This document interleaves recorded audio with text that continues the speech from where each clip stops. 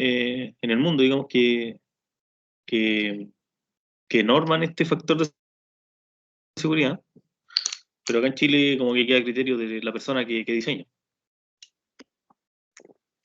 Ahora, la pregunta es, ¿qué es el factor de seguridad? El factor de seguridad no es más que una relación, como lo hemos visto en otros casos, digamos, entre lo que está actuando y lo que está resistiendo, ¿ya? O lo que está resistiendo y lo está actuando, como quieran ver. Esa relación, si digamos es mayor que uno, el tema resiste bien. O sea, si es mayor que uno, lo resistente es mayor a lo octante. Si no, hay falla. ¿Cómo el mecanismo de falla en este caso se da en alguna superficie dentro del talud? Esa superficie normalmente es una superficie que le denominamos una superficie crítica y a lo largo de esa superficie se produce una falla, o sea, los momentos que están actuando dentro de esa superficie eh, son mayores que lo que puede resistir, digamos, esa superficie en particular y por lo tanto el talud falla, ¿ya? Eh, Vamos a ver un poquito primero la parte teórica en esta como primer bloque de hoy día y vamos a ver un ejemplo práctico que ahí va a estar basado el ejercicio de la prueba en el segundo bloque, ¿ya? Eh, ya, lo primero son los mecanismos de falla, entender los mecanismos de falla, ¿ya? Como mecanismo de falla, tenemos una rotura circular. Por ejemplo, acá, esto es un dibujo que representa el DIPS, ¿ya? Como hay una rotura circular, digamos, por decirlo así, no hay como hemos visto ya, aquí estos son polos, ¿cierto? Entonces no hay un polo predominante, sino que toda esta gama de polos, ya que abarca en realidad toda la red estereográfica, es la que produce la falla, ¿ya? Acá no, acá cuando hay una rotura plana, tenemos un polo que es el que domina, que es justamente el de ese plano, o sea, aquí lo que pasa es que hay una superficie dominante, digamos, y esa cuña corre por esa superficie, ¿ya? Em, Aquí se pueden ver dos estructuras, no sé si ven esto, bueno, ahí voy a preguntar, aquí son dos estructuras y se juntan y forman una cuña y eso hace que esto se mueva en cuña. Esta es una rotura por vuelco porque hay un puro punto, digamos, que es el que predomina, porque en realidad todas estas estructuras paralelas son solo un plano, o sea, la rotura por vuelco tiene la gracia, digamos, que son el mismo set, en la misma junta, pero que está persistentemente, digamos, a lo largo del talud, ¿ya? Y se da este vuelco, ¿ya? Y bueno, esto es un caso particular, digamos, de esta que es la rotura plana, que es por discontinuidades paralelas al talud. Se puede ver como que es un caso particular, ¿ya?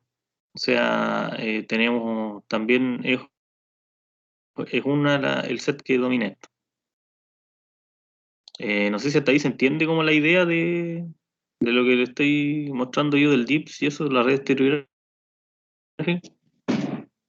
como concepto, digo.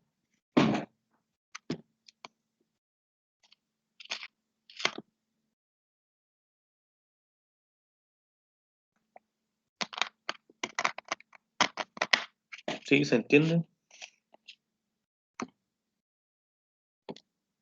No se entiende. Profe, ¿Mm? con, con sinceridad absoluta, el tema del DIPS, cómo funciona, en la tarea 1 igual me dejó bastante complicado. Ahora que lo veo así, por lo menos, igual como que le encuentro un poco más de sentido, pero el DIPS en particular a mí igual me complica porque no lo entiendo y pensé que era un catastro al principio, entonces ahora claro, se ve como con este tipo de ruptura y cómo debería dar más o menos el DIPS. y, y, y me causa sentido, pero no del todo, entonces me deja igual complicado. Ah, no, sí, entiendo. Si yo lo digo como concepto, ¿no? Obviamente cuando uno entra en los cálculos, digamos, duros, la cosa se puede complicar tanto como se quiera, ¿sí? Yo eso lo entiendo. Pero digamos como concepto, por ejemplo, si hay dos polos, tienen que haber dos planos. Eh, eso es como, eh, creo yo, a nivel como de verlo, no es tan difícil. O sea, estos dos planos se están interceptando. Este de aquí y este de acá, y los polos están ahí, y es, digamos, la intersección, la línea. Entonces, por ejemplo, ese tipo de cosas, entenderla a nivel, como digo yo, en la parte numérica, en la parte numérica no vamos a entrar en el DIPS. En la parte numérica vamos a ocupar una tabla de Excel para calcular el factor de seguridad por un método eh, es inexacto decirle numérico, pero un método numérico, o sea, que tiene números. Profe, ¿Ya? ¿Sí? la rotura circular no me quedó muy clara. Lo que pasa es que en la rotura circular tenemos aquí, si tú miras, en un círculo están todos los planos, ¿por cierto? O sea, esto es como una especie de, no sé, cómo llamarlo, una semicircunferencia o una, o un... Entonces aquí no hay en este plano no hay una dirección preferente. O sea, si tú, por ejemplo, te sitúas en un punto, tienes la tangente a ese punto. En otro punto, tienes la tangente a ese punto. Entonces, no tienes ningún plano aquí como de preferencia, como acá. Ah, ya, Entonces, los profe, ahí. polos no se van a acumular. Ya, ya, ya, ya. Ya, eso a nivel conceptual es importante manejarlo. Creo yo que no es fácil, no es difícil de verlo. Sí, quizás, como dice el compañero, ahí cuando uno entra a calcular, quizás eh, se va a complicar un poco. Pero creo que a nivel conceptual, esto siempre como que es así. ¿Ya? Bueno, esto es más o menos el último caso, más o menos, que es una rotura paralela, o si quieren verlo como una rotura plana, también está correcto, digo, ¿ya? Que es que este es un poco el mecanismo. O sea, el mecanismo, digamos, normalmente, más que nada en rocas que son estratificadas o en sedimentos que uno va depositando y que se estratifican ahí mismo, eh, se forma una capa que esa capa está como adherida a la capa inferior. Y llega un momento donde esto es como bien de física, de la primera física que uno aprende, ¿cierto? Que es que aquí hay una especie de roce estático entre este bloque, digamos, y la base. Entonces lo que pasa es que en un momento el peso de esto, el mismo peso, digamos, hace que esta cuestión rompe ese roce estático y por supuesto empieza a correr con roce dinámico, que siempre el roce dinámico es menor que el roce estático y por lo tanto esto sigue corriendo hasta que se detiene, pues, hasta que, no sé, pues, hasta que llega a un punto donde esto detiene toda esta masa. Pero ya esa masa no está compacta, o sea, eso quedó libre. Ese es más o menos el mecanismo. ¿Ya? Em, bueno, acá normalmente esto se ve cuando uno va pasando por algún talud, eh, la caída local en una roca, o sea, en esto son canteras. Entonces, por ejemplo, acá eh, se generan, bueno, acá está interpretado como que son roturas planas y esto corre, ¿ya? O sea, hubo un fallo a nivel más o menos ya interrampa de banco, o sea, uno tiene aquí varios bancos y son varios los bancos que se den, entonces ya no es a nivel local, sino que es más a nivel general, o sea, están involucrados varios bancos. Eso de ahí yo lo llamo banco. Sí, sí. Eh, Tendrán otro nombre fuera de... Pero la idea aquí es que lo que trata de explicar este dibujo o esta foto es el mecanismo, ¿ya? No trata de entrar en otras cosas más que en el mecanismo, ¿ya? Y claro, acá es como lo que les digo yo, que es el mecanismo que es el más conocido, más crítico, que es una superficie, ¿ya? Esto tiene un peso, ¿ya? Y esto, hay una superficie aquí crítica que no logra aguantar ese peso y por lo tanto esto de alguna manera escurre, esto rompe ese roce estático que estamos hablando y cae, ¿ya? Bueno, los tipos de análisis les nombraba yo. Hay análisis que son cinemáticos, ¿ya? Esos cinemáticos están asociados al DIPS. El análisis cinemático tiene que ver con lo que le estoy hablando de cuál es eh, este modo de rotura, o sea, cómo se rompe esto. ¿Es por este toppling, o es por rotura plana, o es por rotura en cuña, o es por rotura circular? Eso es como la parte del porqué, digamos, un análisis cinemático, ¿ya? Ahí vamos a ver algunos casos, digamos, particulares que son fáciles de calcular. ¿Ya? Es el análisis cinemático, el que veíamos anteriormente con el DIPS. El análisis del equilibrio límite tiene mucho que ver con el anterior, pero ahí lo vamos a ver. Tiene que ver con hasta cuándo puede resistir esa superficie que es la que está aguantando. Ahora, si ustedes pueden imaginarse, hay un tema aquí de que hay infinitas superficies dentro de un talud. La cosa se complica una cantidad sustantiva de orden de magnitud, porque dentro de un talud, ustedes podrán imaginarse que uno tiene infinita superficie. Entonces, normalmente la superficie, por ejemplo, en un botadero, la superficie que está más cercana al exterior, digamos, la última superficie, normalmente, por ejemplo, en un botadero es muy cercano al factor de seguridad 1, o sea, eso ocurre siempre.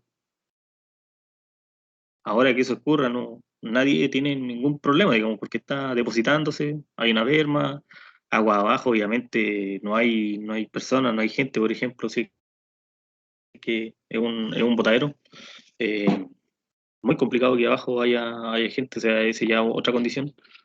En todo caso, se le hace abajo una especie de pretil le llamamos nosotros, que sirve para dos cosas, sirve tanto para la escorrentía de agua ácida como para detener este material. Es una especie de canaleta con un pretil que tiene abajo. Avísenme si hay alguna palabra que no entienden. Yo soy bien de pretil, conocen esa palabra, ¿cierto?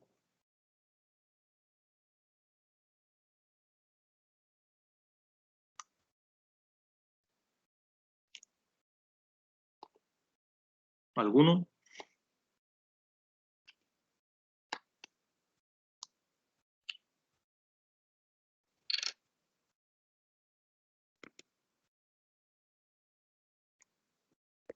¿Conocen esa palabra? ¿Qué significa? ¿Es como un muro protector o no? Algo por el estilo. O sea, lo he escuchado como en ese sentido, pero Sí, el no pretil es sé si como la eso. verdad. Normalmente cuando uno está trabajando con este tipo de materiales sueltos, pueden ser roca, suelo, relleno, el pretil se hace del mismo material eh, con distintos fines, digamos. En los caminos se hace, en los caminos de tierra, el pretil se hace con un fin de seguridad, ¿por cierto? O sea, uno tiene un banco y en el fil del banco le pone un pretil para que no vaya a pasar el camión para abajo. Eh, en, no sé, por ejemplo, en esto cuando uno tiene explosivo, el pretil se pone como una medida de contención, digamos, en la eventualidad de que hay una explosión, eso va a aminorar los efectos de la explosión, va a disipar energía. ¿Ya? Protil es un elemento, digamos, como no confinado de este mismo relleno. No así los gaviones. Ustedes sabrán más que yo de gaviones, que eso sí que se ocupan en construcción. ¿Les suena ese concepto de avión?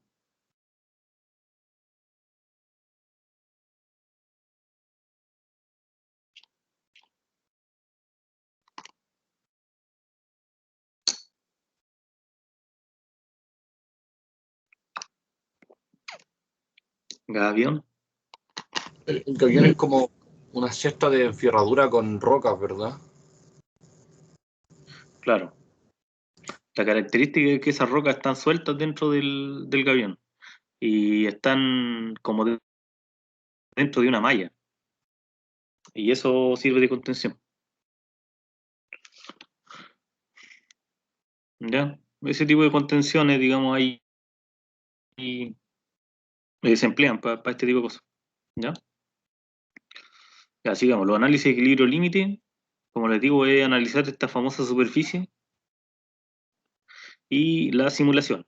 Las simulaciones para mí, lo que trato de expresar aquí es que las simulaciones son de orden de modelos numéricos. Lo que pasa es que el equilibrio límite solamente dice qué factor de seguridad tenemos con respecto a una superficie, pero la simulación es como algo más potente, porque no solamente da eso, sino que da también las deformaciones que existen al interior del talud, porque siempre existen deformaciones, digo, o el campo de esfuerzos que entonces hay que hacer un modelo digamos, discreto, hacer un análisis de variables finitas, digamos, o sea, modelar esto numéricamente, ¿no? Bueno, esto ya lo habíamos visto, no voy a andar mucho más, esto el rumbo y el, y el buzamiento, ¿no? O sea, el que yo les he dicho que es el, el rumbo y el manteo, ¿ya? Bueno, esto ya lo habíamos visto, la representación estereográfica, esto es lo que habíamos hablado del DIP, que esto es la representación de esto en una inferior de este semicírculo, y después eso se le pone el polo que está a 90 grados de esto, ¿cierto? Hay un polo que está ahí.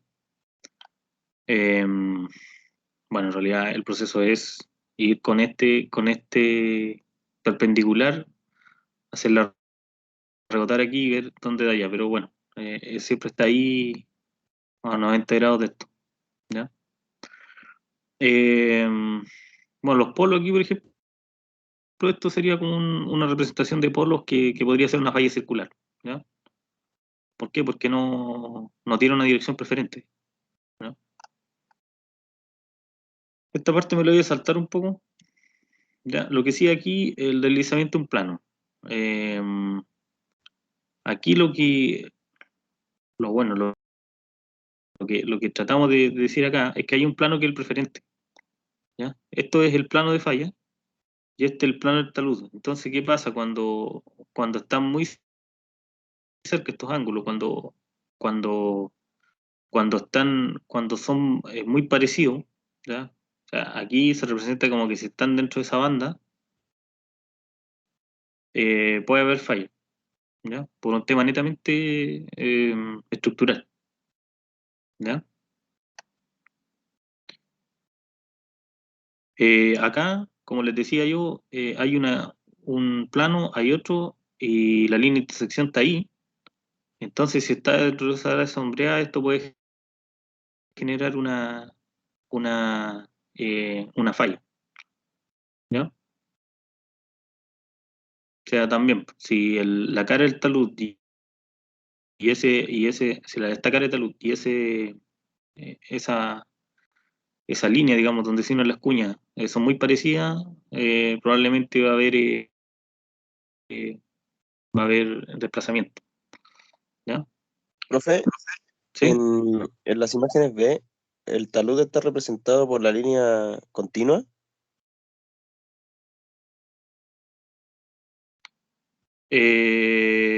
No, no. El talud está representado por esta. Lo que pasa es que acá es esta área la que interesa. O sea, tenemos esta área y esa área está entre esto y esto. O sea, esto viene siendo como una especie de ángulo.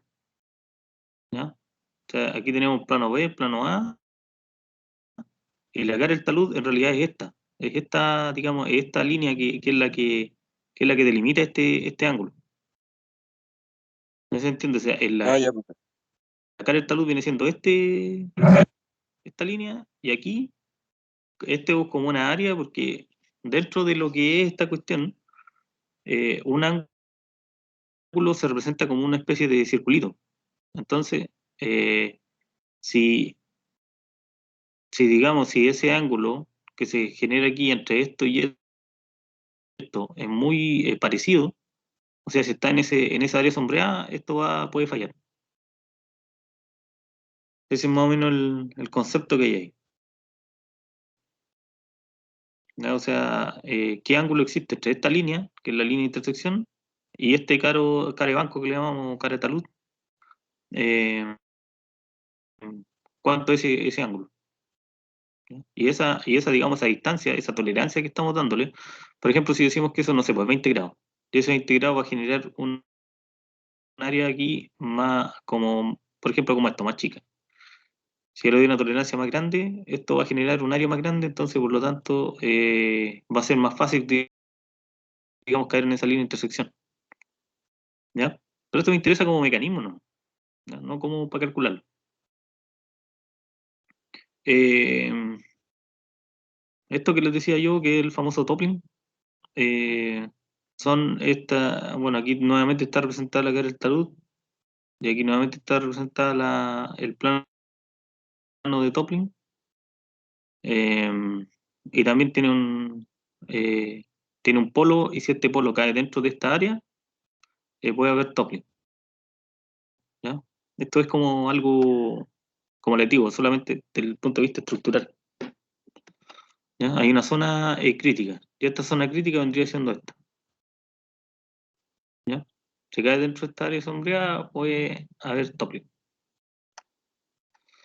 Ya, en los métodos numéricos tampoco nos vamos a meter mucho, pero eh, importante, creo yo, voy a nombrar este número de estabilidad de Yambú, que es como bien conocido, bien normal. Les decía yo que ya aquí entramos a algo que es no solamente la cinemática de esto, sino que vamos al factor de seguridad.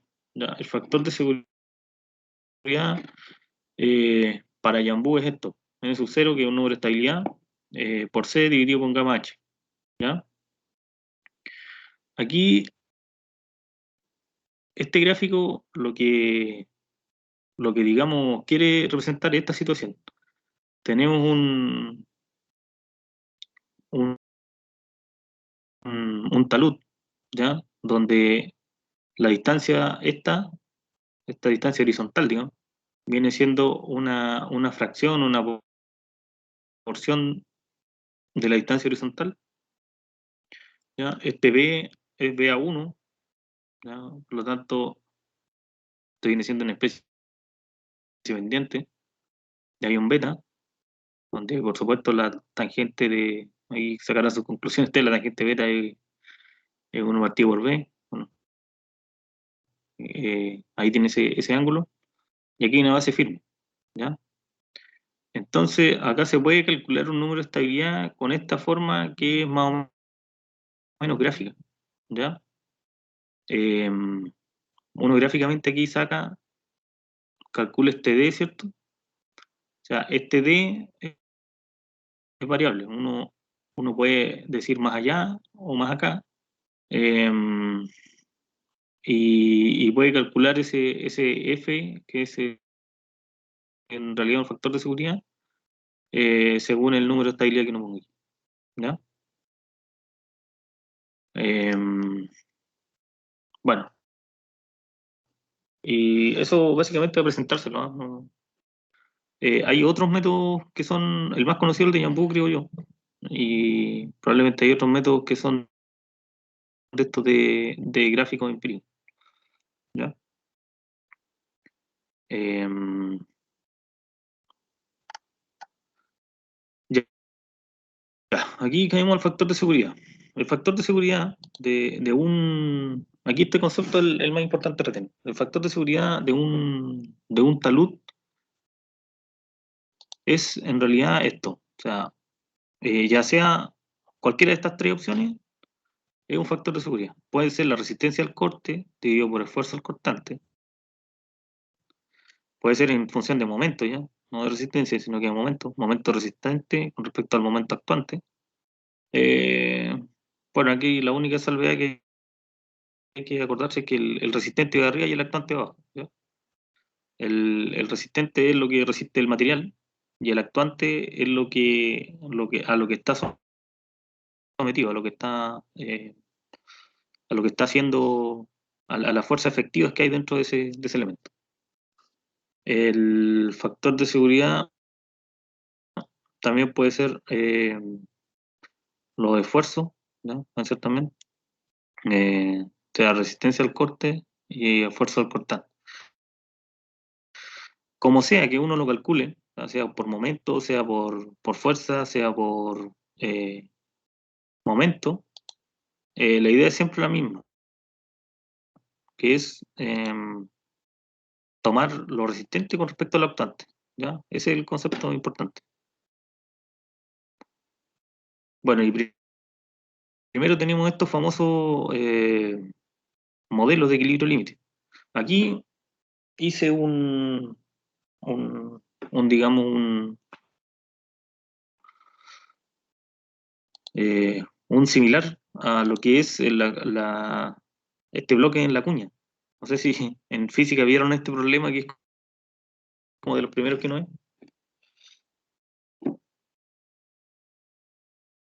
Sí, bro. Sí. Ya. Vale, y entonces, este es como la primera aproximación que uno podría hacer.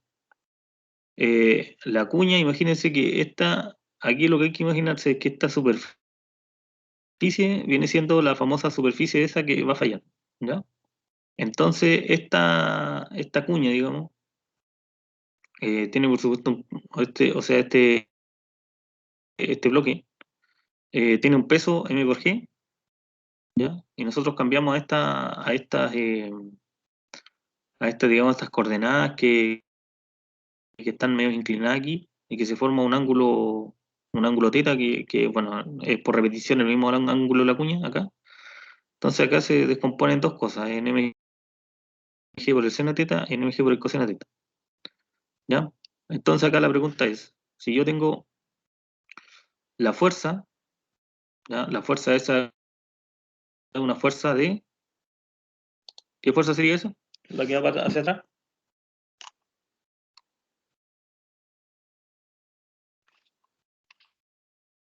La resistente.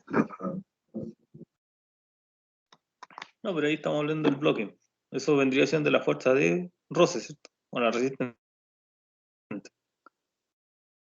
Pero viene siendo la fuerza de roce en ese ejemplo, ¿cierto? De física, digamos, sabemos que esa fuerza está relacionada como mu por la normal. Sabiendo que la normal es perpendicular a la superficie y que mu es una constante que depende de esta superficie, ¿cierto? O sea, de esta interacción entre el bloque y la cuña. Eso es mu, ¿ya? Mu es característico del material, por decirlo así, ¿ya? Entonces, eso es mu mg por el coseno de teta.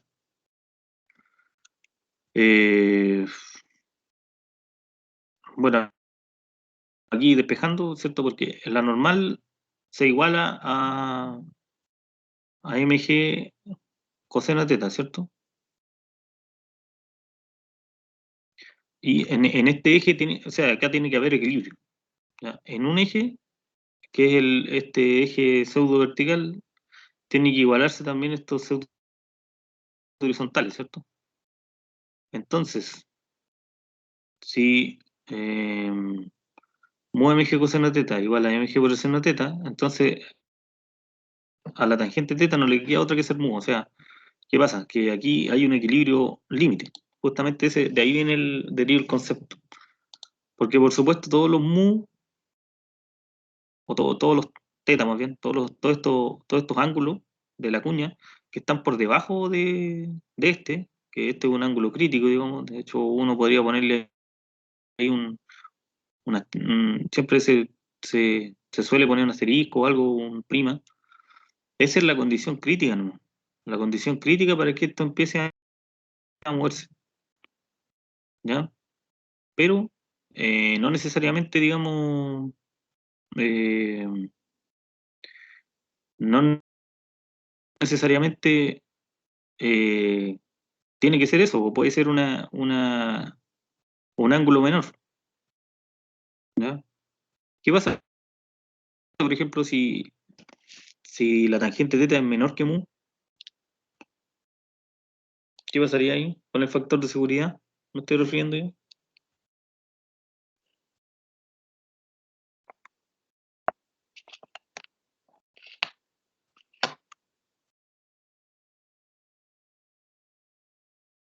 ¿Sería más grande el factor de seguridad? Ya. ¿Sería mayor que?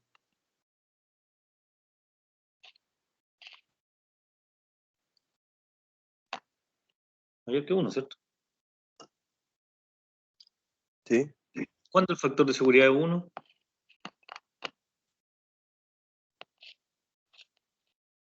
Cuando las fuerzas son iguales. Ya, de ese ejercicio se desprende que el factor de seguridad es 1 cuando mu igual a la tangente θ, ¿cierto? O sea, aquí, por ejemplo, nosotros podemos, podemos colgarnos de este mismo ejercicio, ¿no? Y definir el factor de seguridad como la resistencia del elemento dividido en la fuerza actuante. Ya la resistencia, mu por la normal, ¿cierto? Mu por mg coseno θ, ¿cierto? Y las fuerzas actuantes son mg seno θ, que es justamente el peso. El peso es el que genera este movimiento. Y el factor de seguridad es mu partido por la tangente θ. Esa es la forma más, digamos, si lo quieren ver así, es la forma más fácil, o sea, la forma que ya sería la más fácil de ver esto. Aunque me parece a mí que sí, aunque sea la más fácil, me parece que también guarda relación con que es la más fácil de entender, digo.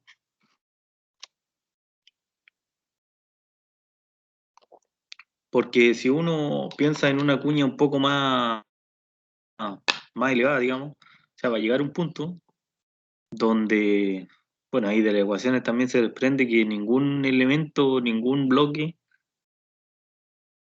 eh, va, digamos, a aguantar un ángulo de 90 grados. Lo que sí pasa en la realidad, digo.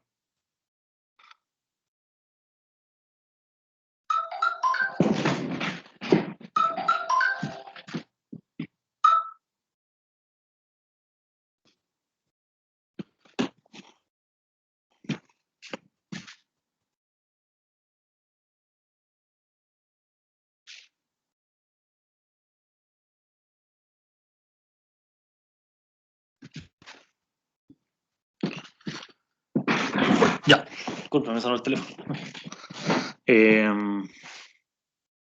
Ya, entonces, esa sería una forma de ver esto, que hay una superficie entre ese bloque y, y la cuña, que digamos, eh, genera un mu, y ese mu, por una cosa, digamos, física, es prohibitivo que ese ángulo sea 90 grados, ¿cierto? Porque como este mu, digamos, tendría que ser infinito, o sea, esto tendría que estar pegado 100% aquí, y eso podría ser también, ¿no? Pero sería algo difícil, ¿ya? Entonces,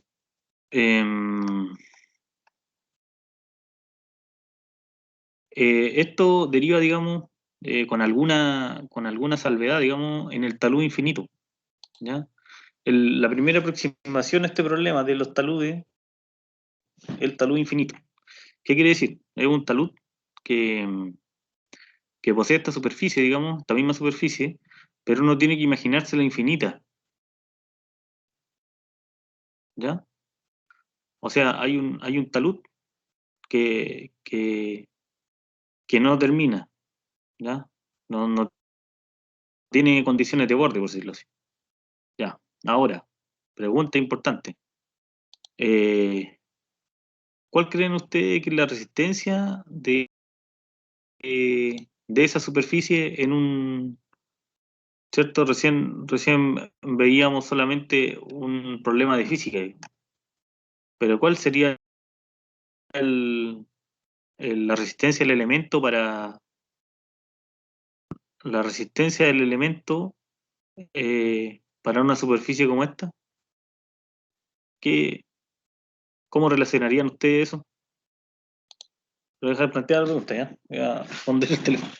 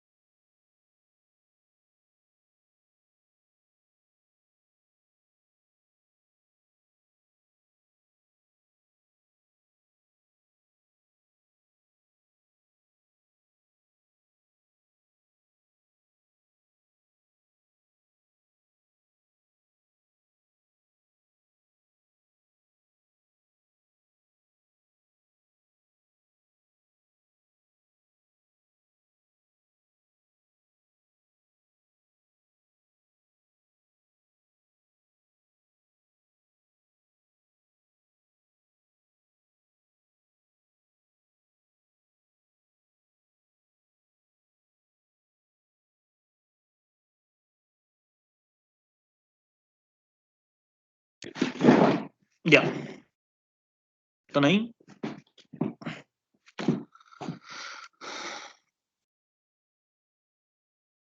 ¿Están ahí? ¿No están ahí? Sí, profe.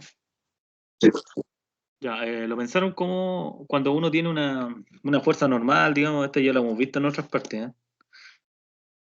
Si uno tiene una fuerza normal actuante, ¿ya? Eh, y tiene una fuerza, digamos, de corte actuante.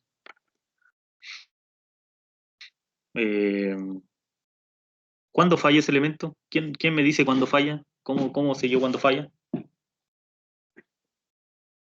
¿Qué modelo hay para eso?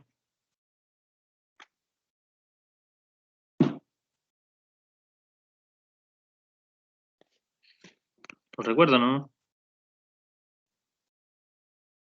Criterio de Moore-Coulomb. El Moore-Coulomb, ¿cierto?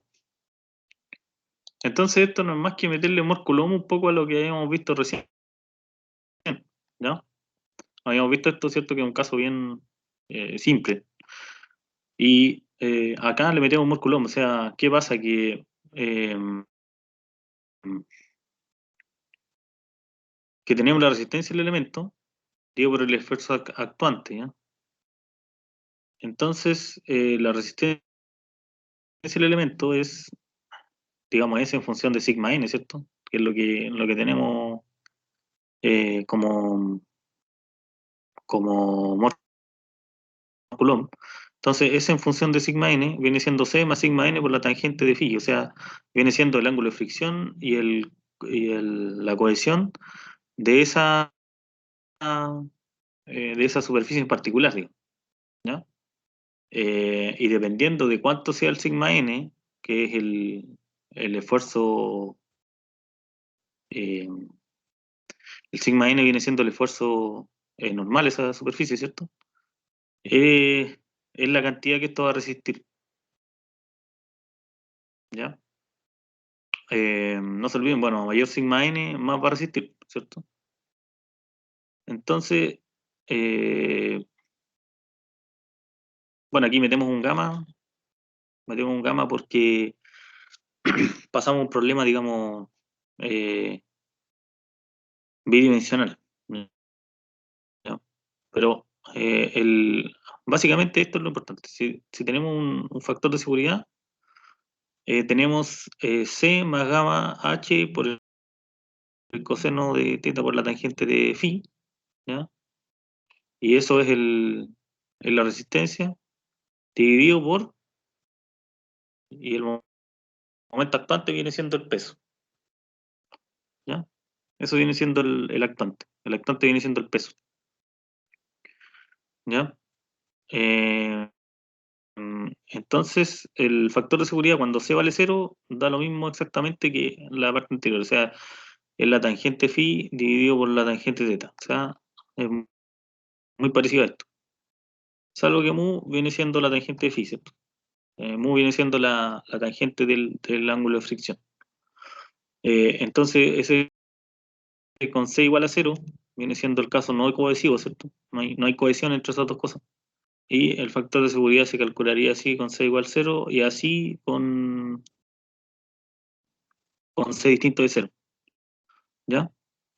Pero esto es más o menos la idea del talud infinito, ¿ya? Eh, bueno, esto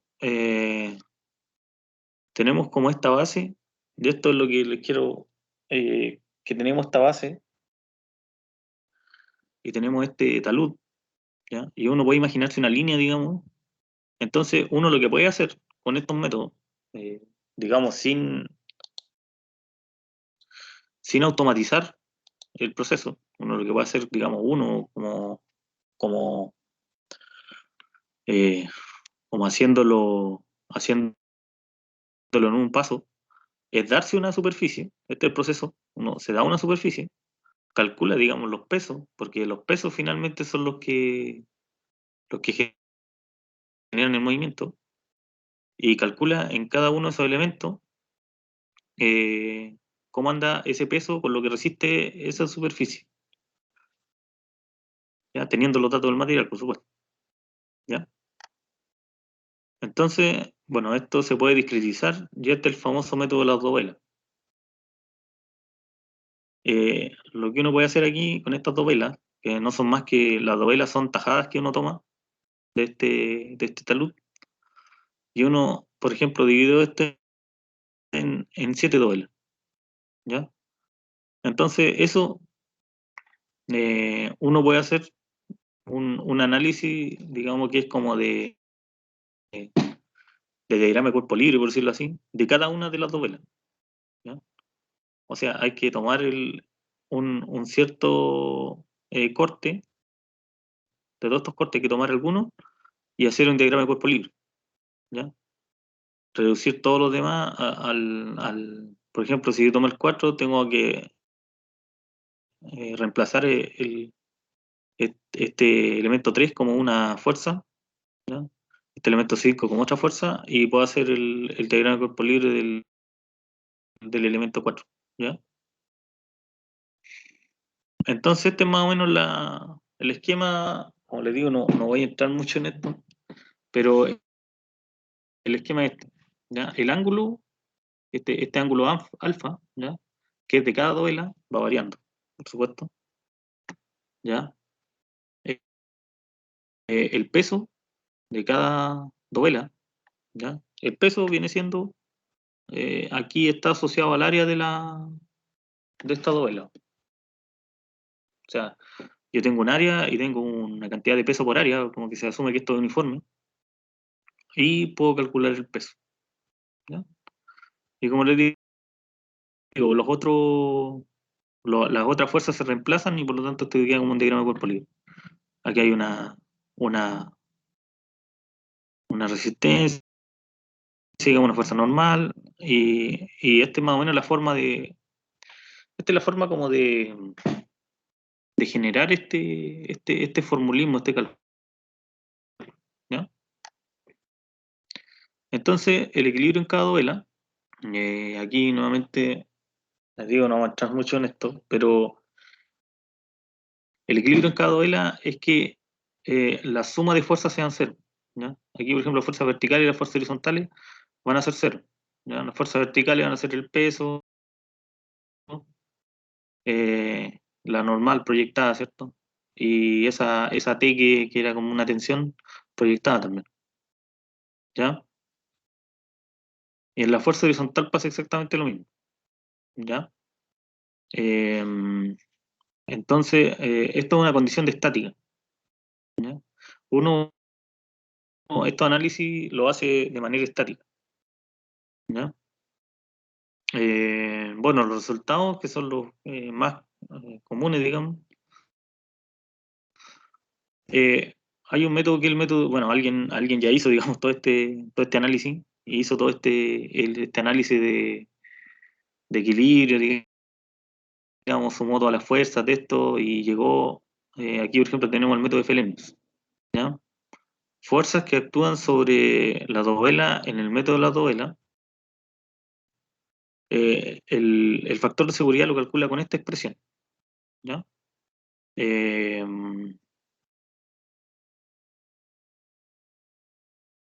Aquí tiene algunos inputs y bueno, hay que dárselos cuando uno, hay que darse estos inputs cuando uno va a calcular esto, ¿cierto? Por ejemplo, el V, el ancho de la dovela, eh, el alfa, viene siendo en realidad ese alfa es un alfa que va variando, ¿cierto? Porque ese alfa tiene que ver con el elemento particular que estamos tomando, ¿ya? No se olviden que esto es como algo, es una sumatoria que está sobre los n elementos, o sea, de i igual 1 hasta n. Entonces hay que hacer esta sumatoria en todo este tramo. Y aquí lo importante es que el peso eh, trata de volcar esto hacia un lado y hay fuerzas resistentes que actúan en el otro sentido, ¿ya? Entonces, bueno, acá el peso de cada duela uno lo calcula, como les decía yo, con el área y con un peso por área, ¿ya? Se asume que en el otro eje también esto es uniforme, ¿ya?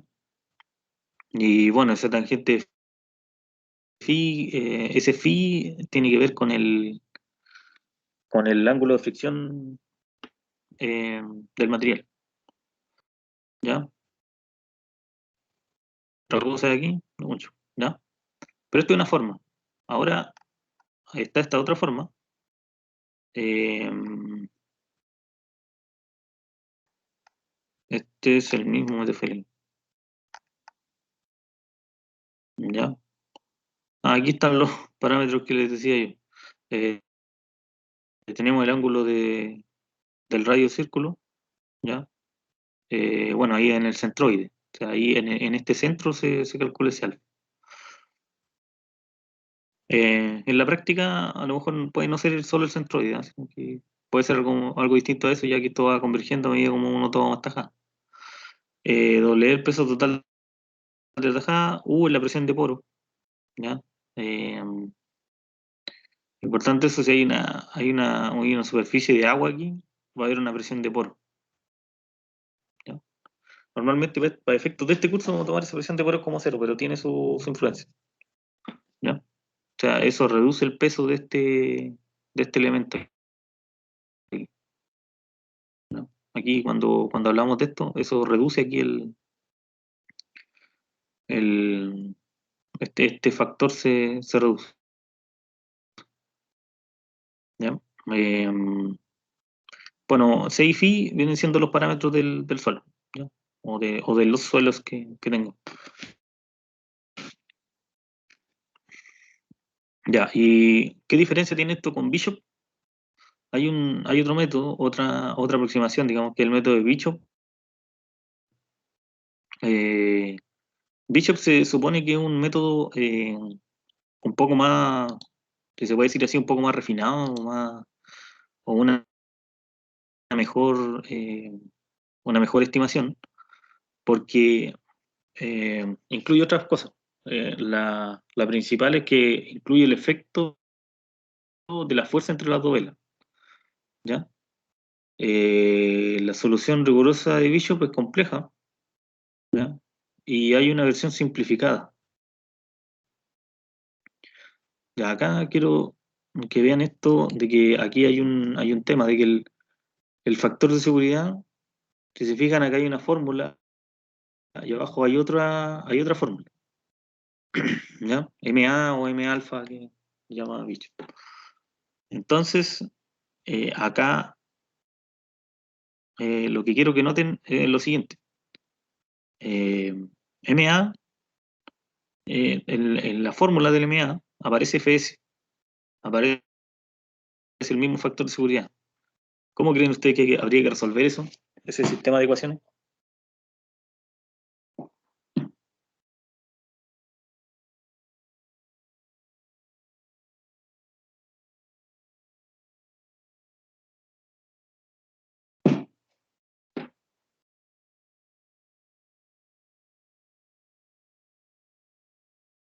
¿Cómo se imaginan que hay que hacer algo ahí? Bueno, lo vamos a ver en el otro módulo, digamos, del curso. Pero acá hay un problema, porque este MA que está acá, tengo que meterlo, digamos, tengo que meter este valor ahí. Pero ese MA también aparece FS, entonces es como, es como algo contradictorio, no sé.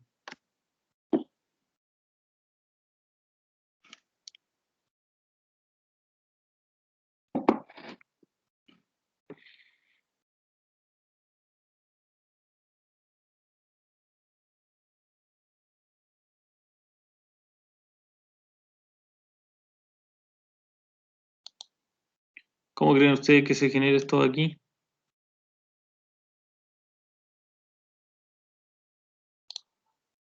¿Alguno?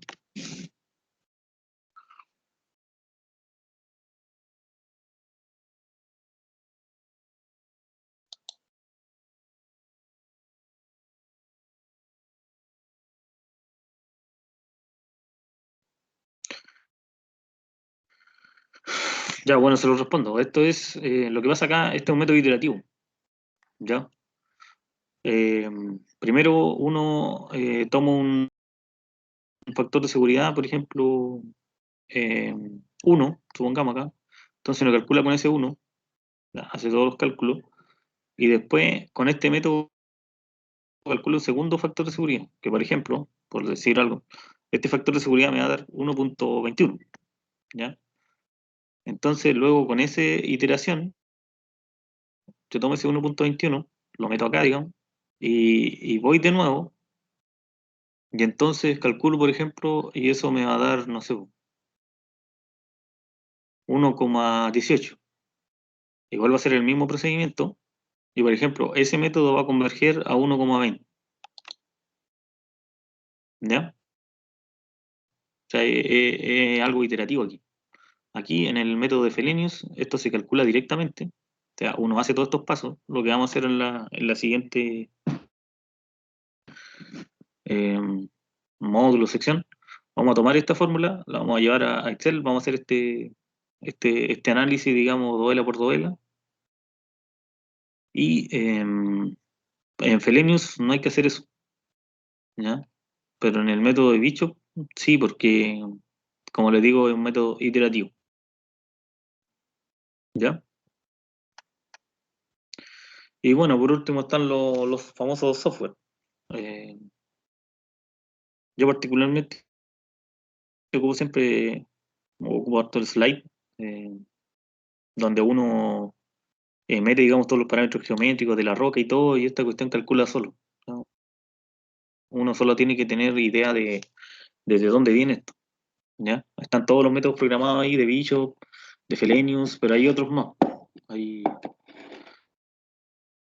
hay varios métodos más ahí metidos, ¿ya? El factor de seguridad de cada uno será diferente, ¿ya? Entonces tenemos esto que es Flag, UDEC, Praxis y Slide. Eh, Normalmente también se le puede meter otras variables a esto, por ejemplo, el caso pseudoestático. El caso pseudoestático es cuando hay sísmica, ¿ya? Pero la sísmica no se, como esto es un poco complejo, la sísmica no se modela como sísmica propiamente tal, sino que uno le pasa al software un, un valor de, de aceleración horizontal, ¿ya? Que le llaman un caso H. Hay dos valores que modelan la sísmica, que son el caso H y el caso B, y entonces eso es pseudoestático, o sea, el mismo valor estático, pero es como una aceleración que actúa siempre en un sentido. O sea, no se considera que ese sismo mueve este talud, sino que se considera siempre en un mismo sentido. Es para quitarle, eh, por decirlo así, para quitarle eh, rigidez en un sentido al talud, ¿no? ¿Ya? Ese es el famoso caso pseudoestático. Lo que ahí vimos recién todo estático, ahí viene el caso pseudoestático. Y bueno, por supuesto, un caso dinámico. ¿Ya? Creo que menos, eso tiene que ver con ya derechamente que tiene que ser modelado numéricamente, con deformación. Ya. Nos juntamos al segundo módulo entonces, a la, por ahí a las 11:40, ¿les parece? Bueno, profe.